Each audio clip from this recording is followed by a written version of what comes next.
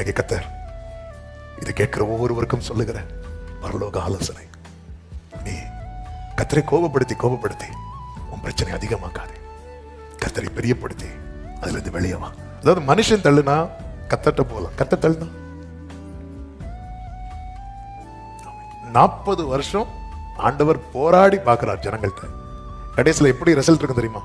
இவர்கள் வழுவி போகிற ஜனம் என்று சொல்லி என் இளைப்பாறுதல் இவர்கள் பிரவேசிப்பது இல்லை என்று கோபத்திலே சுத்தியே அழிஞ்சிட்டாங்க.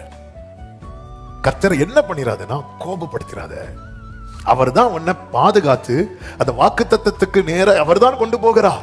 இந்த பகல் வேளையில் என்னை கேட்டுக்கொண்டிருக்கிற அன்பு சகோதரா சகோதரி, நம்முடைய வார்த்தைகளினாலே, நம்முடைய சிந்தையினாலே, நம்முடைய செயல்களினாலே நம்மை வழிநடத்துகிற தேவனை கோபப்படுத்துகிறோமா?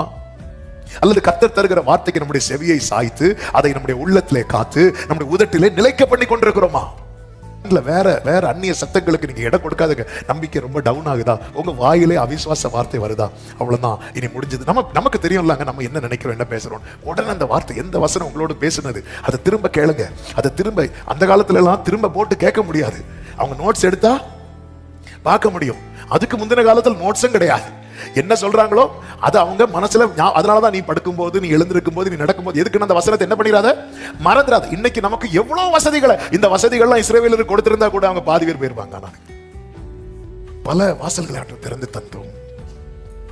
அன்னைக்கு தாவீதுக்கு யாருங்க எழுதி கொடுத்தாங்க? அவர் சொல்றாரு, அவங்க சொல்லி நான் கேட்டிருக்கிறேன். அவங்களுக்கு எல்லாம் எப்படி இந்த வாக்கியம் கிடைச்சது தெரியுமா? அவரை பிரியப்படுத்தினாங்க. அதனால தாவீது எதுல போக்கஸ் பண்றாருன்னா, நான் ஆண்டவரை பிரியப்படுத்துறேன்னு எனக்கு தெரியும், எனக்காக யாவையும் செய்து முடிக்க போகிறேன்.